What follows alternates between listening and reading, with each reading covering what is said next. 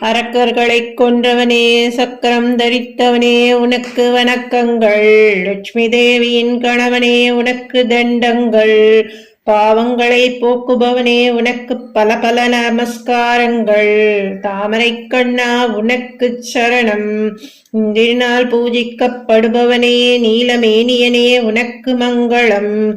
மந்தகிரியை எடுத்தவனே, உனக்கு மங்களம். சங்கு போன்ற குரல் உடையவனே, சாட்சியம் உடையவனே, உனக்கு வெற்றி கிட்டட்டும். வீணர்களை காப்பவனே, உனக்கு திக்விஜயம். மன்னர்களின் மன்னனே, உனக்கு சகல வைபவங்கள். உனக்கு எப்போதும் நித்திய கல்யாண வைபவம் உண்டாவதாக. கேடுகளை எழுப்பவனே, பாவங்களை போக்குபவனே, ஸ்ரீ நரசிம்மா, உனக்கு நமஸ்காரம்.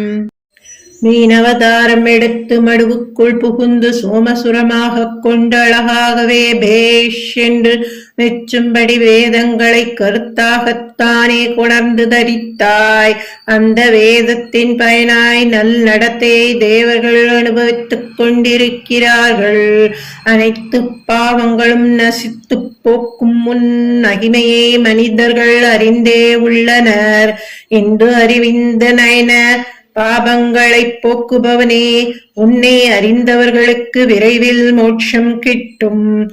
கேடுகளை அழிப்பவனே, பாவங்களை போக்குபவனே, ஸ்ரீ நரசிம்மா, உனக்கு நமஸ்காரம். ஆமையின் உருவம் தரித்து மலையின் கீழ் மிகவும் ஒப்பிதமுடன் இருந்து விட்டாய். பன்றியின் உருவெடுத்து கடலில் புகுந்து இரண்யாட்சனை கொண்டு விட்டாய். நரசிம்ம மூர்த்தியாகிய நரபோஜகனை ஹிரண்யகசிபுவை பெரும் பலத்துடன் கொன்றாய். வாமன ரூபம் எடுத்து பலி சக்கரவர்த்தியை விரோதத்தை விட்டு அணைத்துக் கொண்டாய்.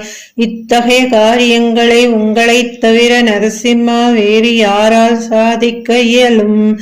கேடுகளை அழிப்பவனே, பாவங்களை போக்குபவனே, ஸ்ரீ நரசிம்மா, உனக்கு நமஸ்காரம்.